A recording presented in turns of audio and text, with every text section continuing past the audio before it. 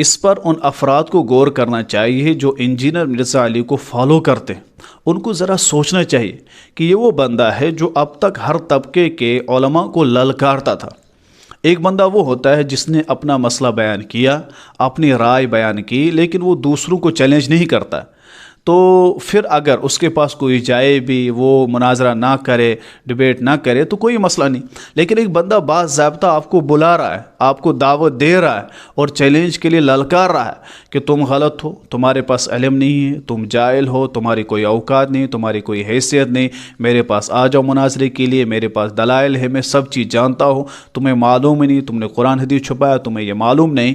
اور جب اس کے پاس اہل حدیث طبقے بھی گئے، بریلی طبقے کے بھی گئے، دیوبندی طبقے کے بھی گئے، سب جب گئے اس کے پاس اور کہا کہ ٹھیک ہے، آپ جو الزام ہم پر دے رہے ہیں، جن چیزوں کو آپ غلط کہہ رہے ہیں، آئیے ہم آپ کے ساتھ بحث کرتے ہیں۔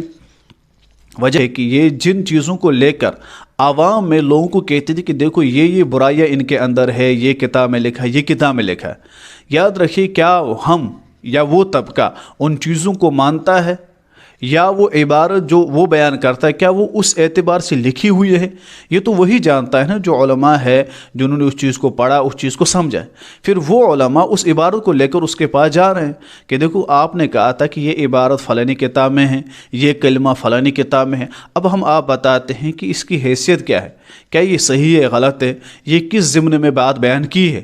لیکن وہ ان کے ساتھ بیٹھنے کے لیے تیار نہیں۔ اس کو معلوم ہے کہ جب یہ آئیں گے اور یہ لوگوں کے سامنے جب اس چیز کو واضح کریں گے کہ یہ کس ضمن میں ہے، کیا ہے، حقیقت کیا ہے، تو میں آج تک لوگوں کو جو دھوکے میں رکھ رہا تھا، جھوٹ پہ جھوٹ بول رہا تھا، لوگ پھر مجھ سے بدظن ہوں گے۔ بہتر ہے کہ علماء سے ملنا ہی نہیں، صرف یہاں بیٹھ کر للکارنا ہے اور بولنا ہے، اور وہ وہاں بیٹھ کر بولیں گے کیونکہ ان کو لوگ سنتے نہیں۔ انجینئر مرزا علی کی ایک برائی یہ بھی ہے، دیکھو میں صرف برائیاں بیان کرنے کے لیے نہیں بیٹھا ہوں، دیکھو ہر بندے میں جہاں برائیاں ہوتے خوبیاں بھی ہوتے، ٹھیک ہے، اس بندے میں خوبیاں بھی ہیں، لیکن اس میں ایک چیز آپ نے نوٹ کی ہوگی کہ وہ بندہ ایسا ہے کہ جو ہمہ اس چیز میں لگا ہے کہ دوسروں کی برائیاں بیان کرو، نمبر ایک۔ نمبر دو، وہ یہ سمجھتا ہے کہ سب سے زیادہ اس وقت چینل میرے پاس ہے، ویوشپ میرے پاس ہے، لوگ مجھے سنتے ہیں، اس وجہ سے میں ہی سب سے بڑا عالم ہوں، میرے پاس کسی کے اوقات نہیں۔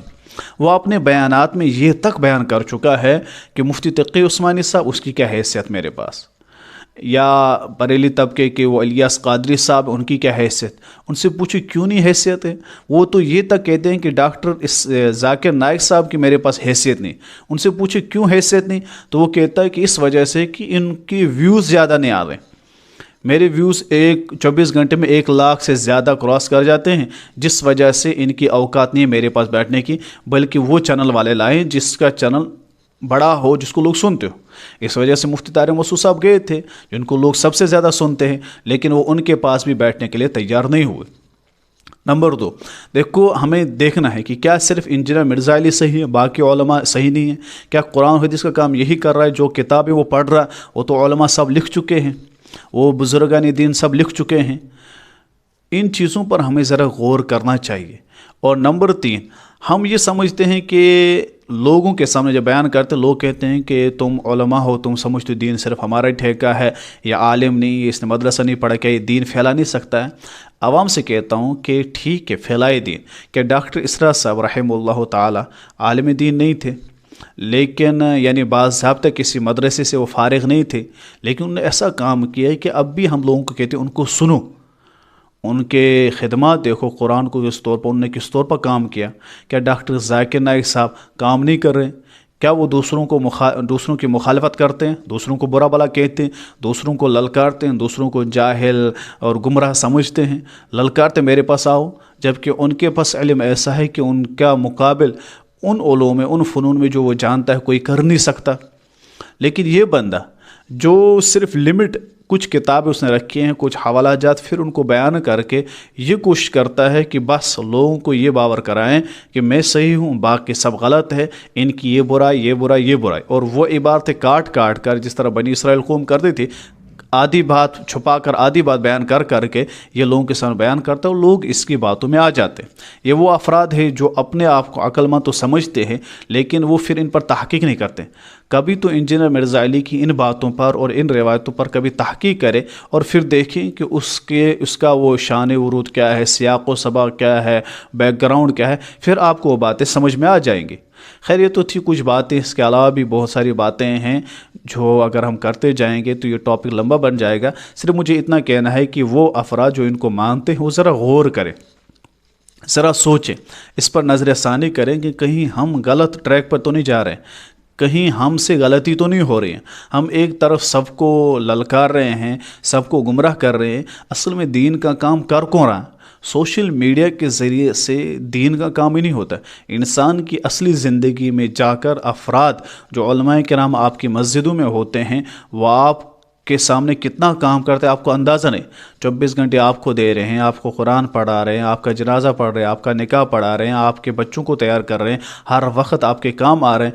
इनके मुकाबले में आप सोशल मीडिया कहते बस मैार लगाते हैं, बस ये आलिम है, और जो अपने मसाजिद के उलमा हैं उनको समझते नहीं, जो करीबी हैं उनको समझते नहीं। और रहा मसला कि आपस में जो फ़िरका वारियत है, बरेली अहले हदीस देवबंद इनके जो आपस में इख्तलाफात हैं, अगर फ़ुरूई मसाइल में इख्तलाफ है तो कोई मसला नहीं, सब ठीक है। हाँ, अगर कोई कहीं जगह अकीदा है तो आप कुरान और हदीस के एतबार से उस आलिम को फॉलो करें जो कुरान हदीस बयान करे और बाज़ाब्ता करते हैं। लेकिन वो बंदा जो कुरान हदीस के नाम पर आपको गुमराह कर रहा है उसको तो फॉलो मत करें। जिसके अक़ीदे अहले सुन्नत वल जमात से हटे हुए हैं, जो बंदा बाज़ाब्ता सहाबा पर तनक़ीद करे, जो सहाबा एक लेवल लगाए बुज़ुर्गों पर, फिर तौहीन पे तौहीन करे। ठीक है, हम उन अफराद जो बाज़ाब्ता गुमराह है, जो पीर बने हुए हैं, जो लोगों को शिरक सिखाते हैं, शिरक कराते हैं, सजदा कराते हैं, उनकी हम भी कहते हैं कि हाँ ये गुमराह है, ऐसे बंदों के साथ ताल्लुक़ नहीं। लेकिन वो जिन्होंने दीन का काम किया वो इंतकाल कर गए, फिर लोग उनके मज़ारात पर जा रहे हैं, उनका तो कोई कसूर नहीं है।